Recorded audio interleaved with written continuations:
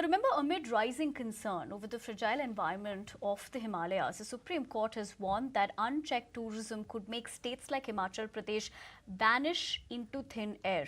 The fragile Himalayan ecosystem is once again under stress as Uttarakhand faces a second cloudburst at Suki Top near Dharali. Look at the visuals on your screens. Following an earlier one near Harsi in Uttarkashi, several people are feared missing and dead as the Khir stream overflowed, causing significant destruction. But let's also tell you that rescue operations by the SDRF, Army and the local police are underway. But given what we're looking at, where clearly nature's fury is at the worst, it has been captured even on camera, that particular moment absolutely devastating. But the overall situation is absolutely concerning. For more on that, let me go across to my guest joining us this evening, Vimlendu Jha, environmentalist. Vimlendu, thank you for taking the time out. Always a pleasure to have you on our show. Hope you're doing well, in fact. But Vimlendu, given the fact that given your own decades of work in environmental conservation, how do you see the Uttarkashi disaster? As an isolated extreme weather event, perhaps not, given, we keep looking at this, or is a systematic warning of the Himalayan over-exploitation? I think it would be a great disservice to people of the Himalayas and of this country if we actually call this just an event. We'll have to start calling this a phenomena. It's not just this year that the cloudburst has taken place. Cloudburst has been happening. Of course, your program talked about it and everyone else, from 2013 of Kedarnath to what is happening in Sikkim. So from Ladakh to Arunachal, we've actually seen in the last 1 decade several of these weather events or climate events that have actually taken place. Right now, this particular 2 cloudbursts that is getting reported, and by the way, we only report a few of the cloudbursts, and there perhaps would be more than a dozen cloudbursts that have taken place in last 1 week alone in Uttarakhand, and in last 1 month, we've seen the kind of landslides and nature's fury and in inverted commas, nature fury reported from several parts of Himachal Pradesh as well. The reason why I said that to call it nature's fury is a little, dishonest, because at the end of the day, indeed, cloudburst doesn't happen because of a human error or because of a short circuit, and therefore cloudburst indeed is a natural phenomena. But the making of this so-called natural phenomena called cloudburst is because of the way we've actually been systematically over decades, damaged our environment. And when we damage our environment and climate, which increases the frequency of these climate events, both frequency and intensity of our climate events, that's where more ecologically fragile zones actually are more vulnerable. And this is what we've seen, that despite several warnings given by experts in terms of what sort of development and construction activities should be allowed in an ecologically fragile zone of Himalayas, we haven't really heard or we haven't really done anything about it. Imagine the Char Dham road project, more than 800 kilometers, almost 900 kilometer road project was actually constructed, without any environmental impact assessment. And why did that happen? Because in the name of national interest, national security, in terms of convenience, in terms of faster mobility, we ended up really plundering the entire Himalayas. By the way, in those visuals, it's very important for your viewers to understand that what's actually flowing in that water is not just water alone. It's actually silt and rocks and debris and waste that's actually been dumped in various parts of the Himalayas in most of the river bodies. So in the name of broadening of the roads, we haven't really taken care of the topsoil or the geological structure of the Himalayas. We haven't taken care of the slope, which is primarily how much slope should actually be maintained and what sort of construction should be allowed. The thousands of trees that we've actually cut so as to broaden the roads, and then all the silt that has actually come out, the mud and the debris that has been taken out for this road construction project actually has been dumped in our waterways and here our river bodies. So it's fine, as it's a very, very sad day, and we need to think about people who are still trapped. But this is also to fix responsibility and accountability. But given what the Supreme Court, Vimlendu, apologies for interjecting you there, given what the top court has also made observations, given, the Himalayan ecology as well, where they've said, there are, of course, several parts. We'll try putting that on our screens for our viewers to better understand that. But just going through the top 3 comments by the top court, that the day is not far when Himachal may vanish from the country's map.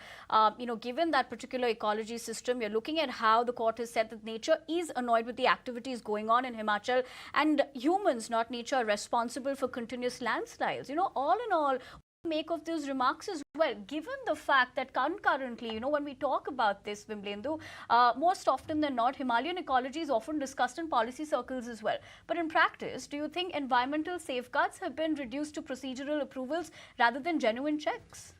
That's exactly what has happened in Char Dham project. Imagine, as per Supreme Court own law, wherefore every road project that's beyond 100 kilometers needs an environmental impact assessment. Very mischievously, what Government of India actually did for Char Dham project. And I'm not talking about a political party. It could be any political party that could be in power and would actually perhaps do the same, because for them, development is a very, very myopic understanding. What happened in Char Dham road project is this entire 889-kilometer Char Dham road project was actually divided into 53 smaller projects. And this was done so that length of each project was less than 100 kilometers, and therefore no environmental impact assessment study or consultation with locals or geological understanding and parameters of geology could be taken into account. And that's the reason why this project became like one of the star projects right now. It made our life, so-called life, very, very convenient in terms of our mobility. But that's where, when the Supreme Court of our country actually makes a rule, makes a law, when the experts of our country talk about the carrying capacity of the Himalayas, and despite that, in the name of national security or in the name of national progress, we end up constructing. Nobody's against the roads.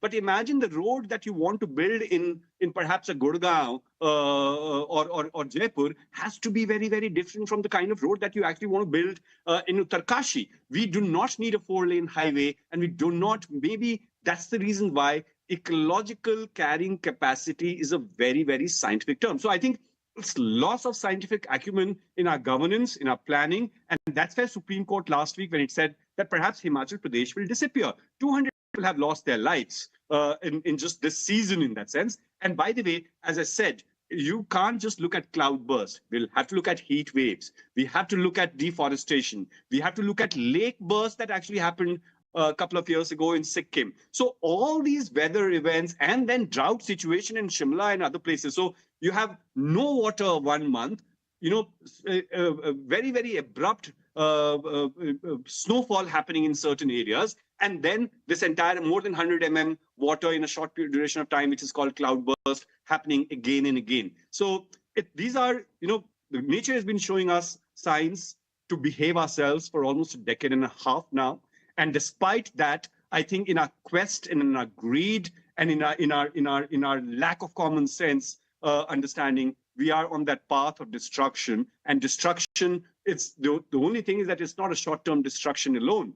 The impact that this would have, loss of Himalayas is not loss of real estate or loss of a mountain, loss of a tree. We're talking about the entire Indian ecology and North Indian climate. And here, by climate, I just don't mean temperature here. Our entire rainfall patterns, our rivers come out of that area, entire cold barrier that we actually have.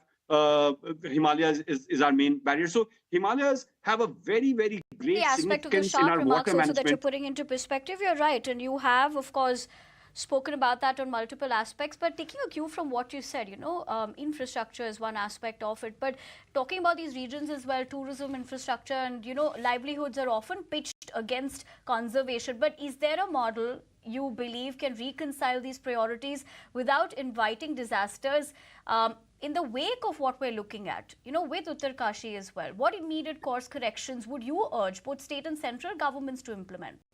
Because we're talking about loss of lives as well. And repeated, like you put that. Place appropriate, geology appropriate, ecology appropriate development is what we all need. Nobody's anti-development. Nobody is saying that there should not be any electricity, or there should be no road, or there should not be any buildings, and people should be staying in lanterns in these areas because development is a bad word. Development itself is not a bad word, but again, that's the reason why I said the carrying capacity and appropriate to the place we need to actually have these constructions.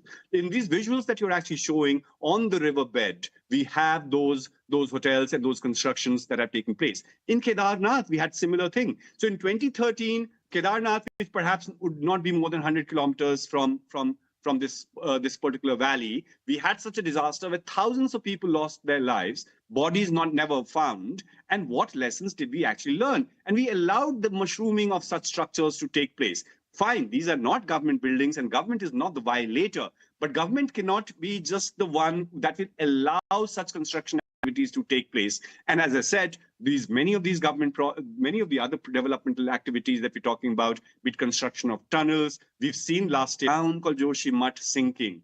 Before that, we saw indeed what I've been saying, that Joshimath and cloudburst. This year itself, we've seen so many activities. So when climate change is no more an academic discourse, climate change is something which is happening here and now. And it actually affects, perhaps climate change affects the poor the more. Poorest of the poor get affected more because of climate related events and activities, because there's no work from home for people who have actually lost their homes in this particular disaster that we're actually talking about. And therefore, it has a socio-economic long-term impact on the area. Long-term impact, glaring signs, but the only question is, when that ground reality is going to change, because that is clearly the need of the hour, like you have put that into perspective. But Vimlendu, I'm afraid we're short of time, but on that note, I want to thank you very much for joining us on ET Now this evening, given how you're looking at this situation as well. But for the moment, we not just leave the conversation at that, we're also wrapping this edition of News Now. Thank you very much for joining us this evening.